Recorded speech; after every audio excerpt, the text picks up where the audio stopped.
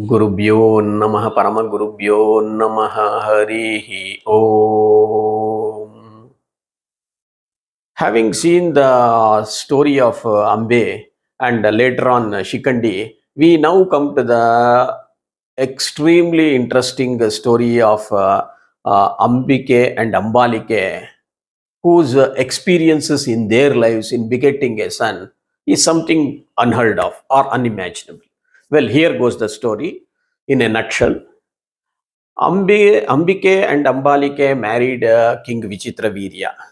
And Vichitravirya was a great lover of women, and they spent their married life in extremely happy state of mind.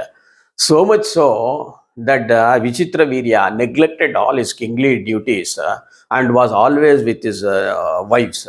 It is said due to the amorous nature, within 7 years of the marriage, he became a leper and he died also without having any kids, without having any children to take over the kingdom.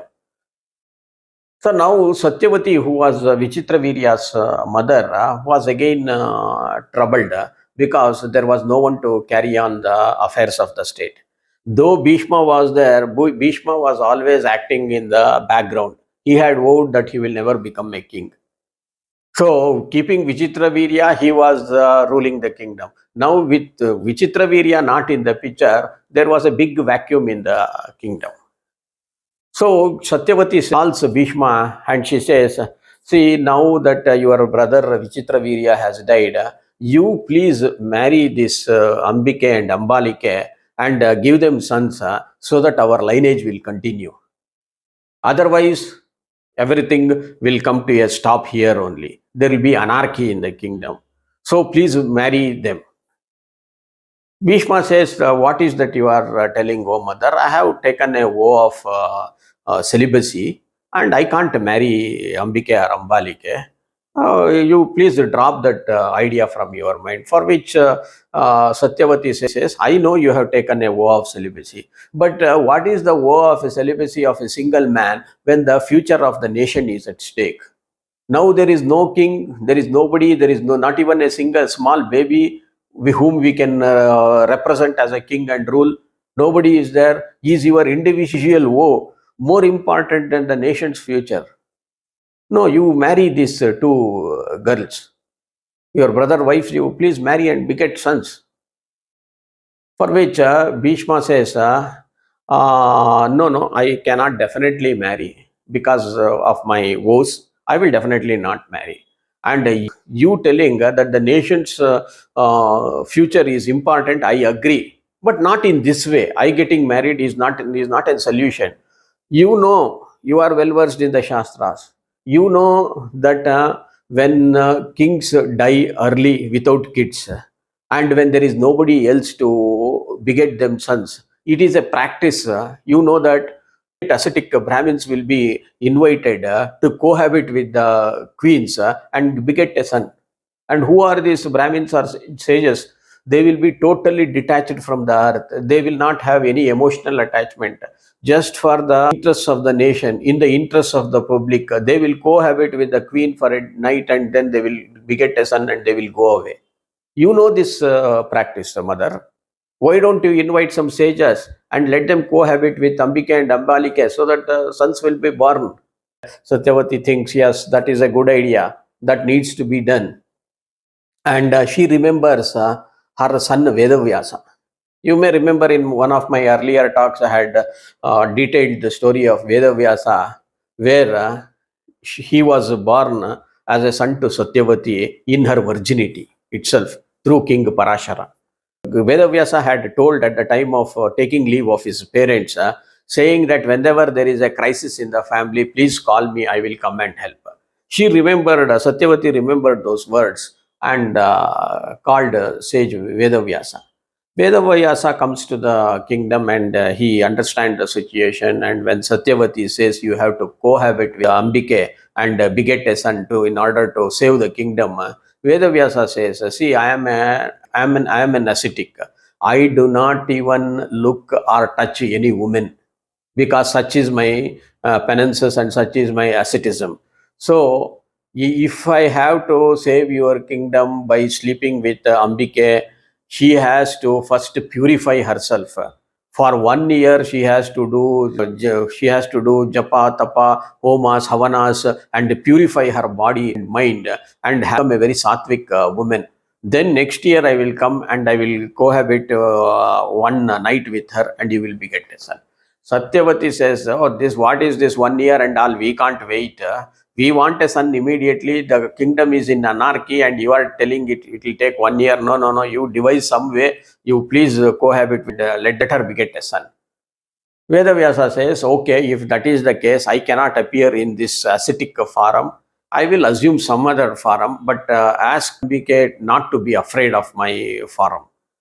I will sleep with her one night, and she will beget a son. No doubt about that." And this was communicated to Ambike, and Ambike was made to sleep in a room. In the dead of the night, Vedavyasa comes to cohabit with her or sleep with her. It is said when Vedavyasa entered, he assumed a monstrous form. Monstrous form in the sense his eyes were all bloodshot, as though reeking with fire, and his hairs were jet black with very long, lengthy hairs matted. His body was extremely thin. Moreover, his body was had a nauseating smell. It is said. Seeing this monstrous form of Vedavyasa, Ambike got afraid and she closed the eyes. However, she spent the night with Vedavyasa's monstrous form. Next day, Satyavati asked Vedavyasa, "Will Ambike get a son?" Yes, Ambike will get an extremely virtuous, strong son whose strength is equivalent to 12,000 elephants. And he will be valorous, and he will make a great person as a king. But since Ambike had closed her eyes while I was cohabiting with her, see, he will be born blind, and his name will be Dhritarastra. Satyavati says, "What is the fun in having such an extremely powerful person, well versed in everything, without his eyes? He has to become dependent on somebody. No, no, no, no. This won't solve our problem of the kingdom. You at least cohabit with, you sleep with Ambalike for one night today, and let her get a proper son." Ambalike also is sent to a room and instructed not to close her eyes by her mother-in-law, that is Satyavati. And in the dead of the night, the same monstrous form of Vedavyasa comes to sleep with her. Since her mother-in-law, that is Satyavati, had already told her that not to close the eyes, she did not close the eyes. But seeing this form of Vedavyasa, she became as white as a sheet. Though she did not close her eyes, she was frightened, and her body became white. Next day, Satyavati again asked the same question to Vedavyasa, whether a good son will be born to Ambalika. Vedavyasa says, yes, a son will be born to her, who will be not only be powerful, he will learn all the arts of warfare. Just as good as he is in warfare, he will be as good in the shastras and the administration of the kingdom. But however, since Ambalika was very much frightened, the boy which will be born will have white skin disease, and I am naming him as Pandu. Satyavati says, "Now I think you should give one more try finally with Ambike, and see that we will save the kingdom with a good baby." Then she communicates this to Ambike, and Ambike, because she was so much frightened with the first night, instead of going to the room, she sends her servant maid. Vedavyasa comes in the same monstrous form in the dead of the night and cohabits with this maid of Ambike. Servant maid did not get afraid of Vedavyasa's presence because she knew he was a god himself. And she pleased Vedavyasa in whatever way it was needed, and they spent the night together happily. Next day, Satyavati asks Vedavyasa whether Ambike will get, apart from Dhritarashtra, will she get another son? Vedavyasa said, I went to the room. Ambike was not there. She, instead of her, she had sent her servant maid.